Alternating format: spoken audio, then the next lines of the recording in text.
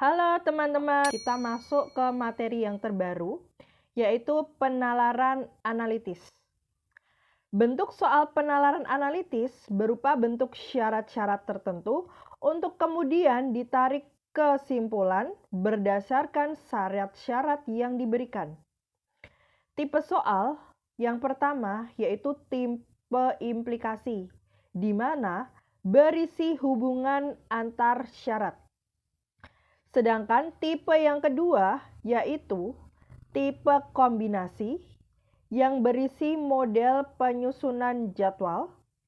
Dan yang terakhir yaitu tipe perbandingan urutan, menekankan perbandingan antar pernyataan. Seperti itu adalah beberapa tipe dari penalaran analitis dan berikut perbedaannya yaitu implikasi hubungan antar syarat, kombinasi model penyusunan jadwal, dan perbandingan urutan yaitu membandingkan antar pernyataan. Setelah ini kita akan mempelajari mengenai contoh-contoh dari penalaran analitis.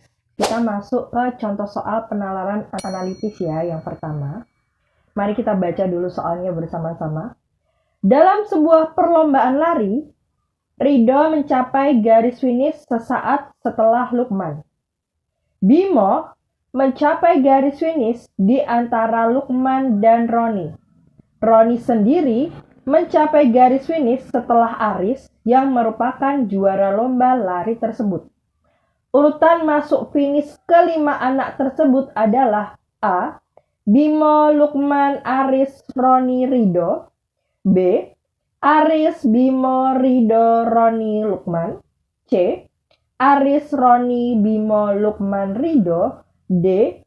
Aris, Rido, Roni, Bimo, Lukman. Dan yang terakhir E. Roni, Bimo, Aris, Rido, Lukman.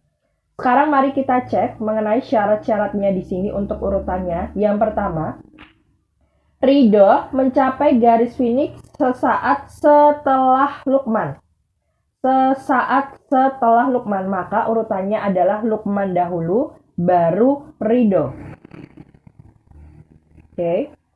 Kemudian, Bimo mencapai garis finish di antara Lukman dan Roni. Berarti Bimo di tengah-tengah, bisa Lukman yang di depan, bisa Roni yang depan ya teman-teman ya.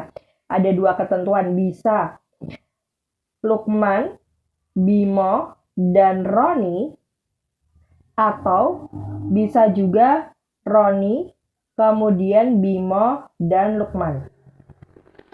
Selanjutnya untuk syarat yang terakhir, Roni sendiri mencapai garis finish setelah Aris yang merupakan juara lomba lari tersebut. Roni setelah Aris, berarti Aris dahulu, baru Roni, di mana Aris adalah juara 1. Mari kita urutkan dulu ya teman-teman ya. Karena yang pertama Aris, berarti ini urutan yang pertama Aris, kita tulis dahulu Aris. Selanjutnya, setelah Aris adalah Roni. Di sini tertuliskan bahwa Roni itu setelah Aris, berarti Aris baru Roni. Aris dan Roni mari kita coret dulu, karena mereka sudah ya. Oke, karena Roni di depan berarti kita yang benar yang ini. Yang ini salah ya teman-teman ya. Roni sudah. Setelah Roni, yaitu Bimo, karena Bimo berada di antara Roni dan Lukman. Setelah Bimo adalah Lukman. Setelah Lukman yang terakhir adalah Rido.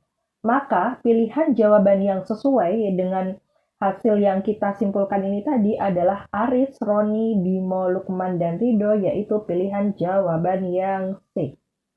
Begini ya teman-teman ya, kita masuk ke contoh soal penalaran analitis yang kedua, di mana soalnya yaitu jarak antara kampus A dan B adalah 2 kali jarak kampus C dan D.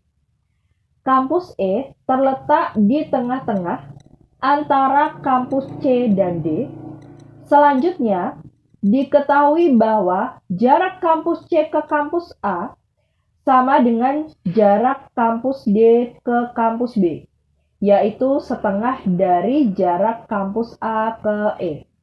Kampus yang jaraknya paling jauh dari A adalah A kampus A, B kampus B, C kampus C, D kampus D, dan E kampus E.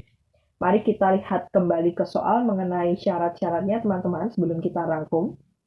Jarak antara A dan B adalah 2 kali jarak antara kampus C dan D. Aku tuliskan dulu di sini. AB itu sama dengan 2 kalinya CD. Kampus E terletak di tengah-tengah antara kampus A dan D. Mari kita gambarkan dulu ya. Seandainya A dan B memiliki jarak seperti ini, dan CD karena AB itu 2 kalinya CD, maka CD lebih pendek ya teman-teman ya. Ini jarak CD. Dan E berada di tengah-tengah antara C dan D. Selanjutnya diketahui bahwa jarak kampus AC ke A itu sama dengan C ke A. Ini sama dengan jarak kampus D ke kampus B. Maka ini dianggap jaraknya sama. Begini ya teman-teman ya. Selanjutnya, yaitu setengah dari kampus A ke kampus E. Mari kita lihat mana yang paling jauh. Jika B itu bukan ya teman-teman ya, karena mereka memiliki satu jarak yang sama. Jika kampus C itu juga bukan ya teman-teman ya, karena C ke A itu sama dengan D ke B. Yaitu setengah dari A ke E. Jadi masih lebih pendek dari A ke E.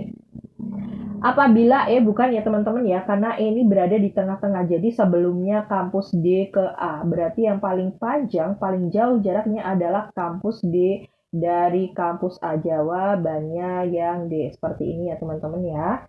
Semoga dari ilustrasi yang saya sampaikan kalian dapat memahaminya. Kita masuk ke contoh ketiga dari soal penalaran analitis ya. Mari kita baca dulu soalnya bersama teman-teman. Di sini ada Andre adalah adik Nunung, Nina adalah kakak Andre, dan lebih muda daripada Nunung. Siapa yang paling tua di sini?